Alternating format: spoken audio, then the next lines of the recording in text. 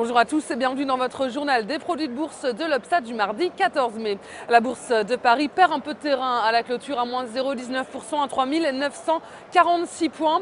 Et les investisseurs ont gardé un œil sur les statistiques américaines et ils attendent cette semaine le PIB de la zone euro sur le premier trimestre. Et du côté des valeurs, Renault et M6 sont en hausse. En revanche, Air France, KLM affiche la plus forte baisse du CAC. Et puis, outre-Atlantique, Wall Street clôture cette première séance de la semaine comme elle a commencé en légère baisse. Les indices américains restent proches de leur sommet historique, mais ils marquent une pause après avoir enchaîné les records la semaine dernière. Et les deux indicateurs économiques du jour n'ont pas fait bouger les marchés. Les ventes au détail rebondissent sur le mois d'avril aux États-Unis après un net recul en mars et après les chiffres de l'emploi américain. C'est une autre bonne nouvelle pour la consommation américaine. Et deuxième statistique du jour, le stock des entreprises manufacturières qui ressort stable sur le mois de mars.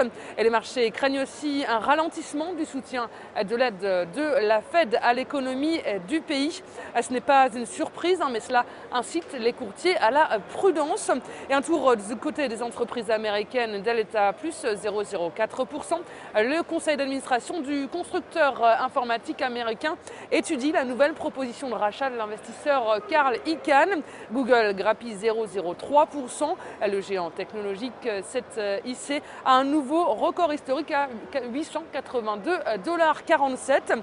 Et sur le marché des devises, le billet vert dopé par des indicateurs optimistes pour l'économie américaine se renforce face à l'euro. L'euro qui vaut 1,2977 $.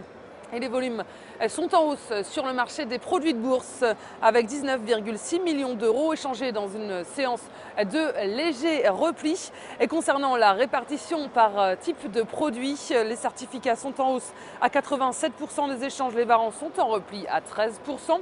Et concernant les transactions, les certificats représentent 67% des échanges, les varants sont en hausse à 33%.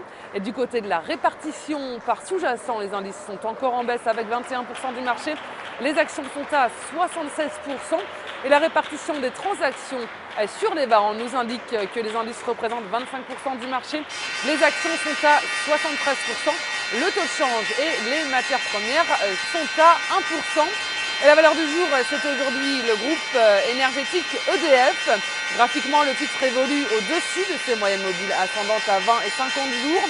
L'indicateur de vitesse RSI est positivement orienté et ne montre aucun signe de retournement, étant que le support reste à 16,77 €, visé les 20 et 21 €. La stratégie qui vous est proposée pour jouer cette valeur, c'est l'achat du warrant call EDF à 4725 T d'Unicredit au prix d'exercice de 18 € et d'échéance au 6 décembre 2013. Voilà, c'est tout pour aujourd'hui. Passez une excellente journée et à demain.